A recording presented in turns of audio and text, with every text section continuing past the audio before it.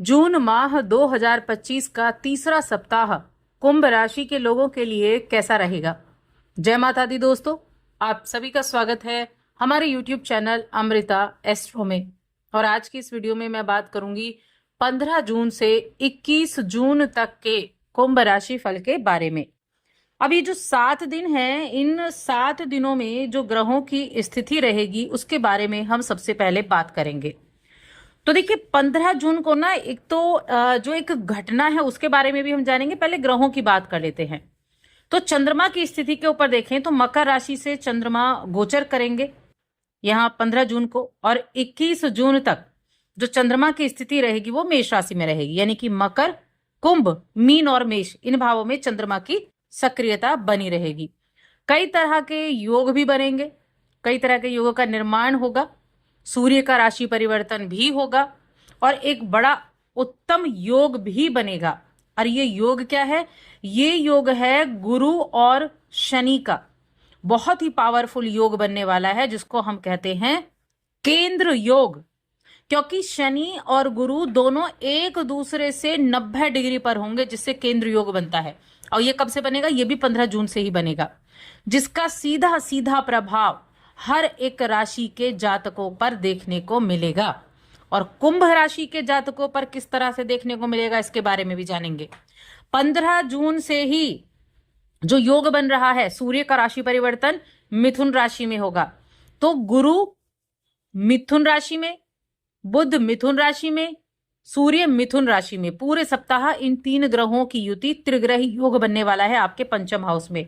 काल पुरुष की कुंडली में देखा जाए तो पंचम हाउस जो है वो सूर्य का ही भाव होता है। तो ये जो एक युति होने वाली है इन 3 ग्रहों की, इसका भी पूरे सप्ताह आपको प्रभाव देखने को मिलेगा। तो चलिए किस तरह का प्रभाव देखने को मिलेगा इसके बारे में हम बात कर लेते हैं। तो आगे बढ़ने से पहले छोटा सा निवेदन है, चैनल पर पहली बार आए हैं, अभी तक चैनल को सब्सक्राइब नहीं किया है तो जरूर कर लें।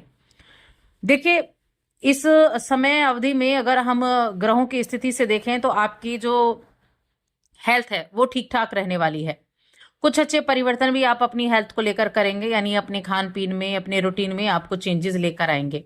और साथ में अपने जो आपके आसपास के लोग हैं उनके साथ भी आपका जो एक कम्युनिकेशन है ना वो अच्छा रहेगा। आप कुछ ऐसी चीजों की तरफ भी रहेंगे जो कुछ लोगों को एडिक्शन होता है ना किन चीजों का, और आप छोड़ना चाहते हैं उन चीजों को, जो बुरी आदतें हैं, तो उनको छोड़ने की भी आप कोशिश करते हुए दिखाई देंगे, जो बेहद अच्छा है। चलिए अब देखते हैं हम यहाँ गुरु बृहस्पति कहाँ हैं? आपके पंचम भाव में। सूर्य कहाँ पहुंचेंगे? आपके पंचम भाव में। बुध कहाँ है? आपके पंचम भाव में। यहाँ इन ग्रहों की जो स्थिति है वो आपको एक तो सरकार से लाभ दिलाने का कार्य करेगी, सरकारी कामों से लाभ दिलाने का कार्य करेगी, सरकारी योजनाएं, किसी तरह की आप डील कोई कर रहे हैं, किसी तरह की योजना से जुड़े हुए हैं, कोई ठेकेदारी का काम है, यानी कि राजकोषीय तरह से, राजकोषीय से आपको अच्छे लाभ प्राप्त होने का योग बना है। बहुत अच्छे अवसर आपको इस समय अवधि में देखने को मिलने वाले हैं। अचानक से ऐसा समय भी रहेगा कि पैतृक संपत्ति को लेकर कुछ चीजें, कुछ विवाद, कुछ बातें चल रही थी, तो अचानक से वो चीजें भी सॉल्व होती हुई दिखाई देंगी। या मैं कह सकती हूँ पैतृक संपत्ति से अचानक से लाभ मिलता हुआ दिखेगा। यहाँ घर परिवार के बड़ों के साथ किसी भी विवादास्पद मुद्दों में बहस करने से आपको बचना है। यानी कि कोई भी परिवार में अगर कोई विवादित स्थिति चल रही थी, और होते हैं ना कई बार, पता नहीं होता कितनी ये किस हद तक ये स्थिति जा सकती है, तो वहां आपको बहस करने से बचना है। ये चीज आपको ध्यान रखनी है। वैसे मैं ये कह सकती हूँ कि इस सप्ताह में जो अधिकतम ग्रहों की दृष्टि है वो आपको आपके भाग्य का साथ देने का काम करेगी। गुरु बृहस्पति पंचम में है और चंद्रमा आपके दूसरे भाव में बैठे हुए हैं, और इनका जो ये योग बनेगा ये कुछ चीजों के लिए बड़ा अच्छा रहेगा। जैसे शिक्षा के लिए अच्छा है, प्रेम जीवन के लिए अच्छा है। कुछ ऐसे स्टूडेंट जिनको कई सारे सब्जेक्ट्स को समझने में दिक्कत महसूस हो रही थी, कोई ऐसा टॉपिक आ गया जिसमें आप बड़े परेशानी आप महसूस कर पा रहे थे, तो आपको अपने बड़ों का, अपने शिक्षकों का सपोर्ट मिलेगा, सहायता मिलेगी, मदद मिलेगी, और आपके मन में जो हिचकिचाहट है उसको भी दूर कर पाएंगे। तो तो ये इस समय आपके लिए बड़ा पॉजिटिव चीज होने वाली है। आप अपने स्वभाव पर भी यहाँ ध्यान देखेंगे और किसी भी व्यक्ति से अगर कोई तरह की भी आपको हेल्प लेनी है तो वो भी आप लेते हुए दिखाई देंगे। देखिए, स्टूडेंट्स के लिए मैं यहाँ कहूंगी कि जो भी किसी तरह के कॉम्पिटिटिव एग्जाम में बैठने वाले हैं उनको अपने फोकस को बढ़ा देना चाहिए। पंचम भाव में सप्तम का स्वामी आकर बैठा है। पहली चीज तो प्रेम विवाह के योग बनते हैं, लेकिन घर वालों से थोड़ा सावधानी पूर्वक बातें करनी होंगी, क्योंकि परिवार के भाव में तो शनिदेव बैठे हुए हैं, तो इसलिए थोड़ा ध्यान रखना होगा। इस सप्ताह में आपके माता, आपके पिता, इनके स्वास्थ्य अच्छा रहेगा। आपके जीवन साथी का स्वास्थ्य भी अच्छा रहेगा। आपके लिए मैंने कहा था मिला जुला समय है, थोड़ा सा किसी को रक्त संबंधी दिक्कतें देखने को मिल सकती हैं। भाई बहनों के साथ आपके संबंध अच्छे रहेंगे, उनके साथ ठीक ठाक समय बने रहने वाले हैं। सामान्य रूप से देखा जाए तो धन प्राप्ति का अच्छा योग बना हुआ है। आपको अपने संतान से भी अच्छा सहयोग प्राप्त होता दिखाई देगा। संतान की उन्नति भी होती हुई दिखाई देगी, तो उन चीजों के लिए भी ये समय काफी अच्छा बना हुआ है। इस समय अवधि में आप अगर देखेंगे तो जो 16 जून, 17 जून और 18 जून का दिन है, ये आपके लिए कुछ कार्यों में अच्छे परिणाम प्राप्ति का दिन है। यानी कि आपके लिए जिन कार्यों को आप लेकर चल रहे हैं, जिन कामों को आप कर रहे हैं, उनके द्वारा उचित लाभ की प्राप्ति होगी। बाकी जो बचे दिन हैं वो भी ठीक ठाक रहने वाले हैं, लेकिन ये 3 दिन बहुत उत्तम होने वाले हैं।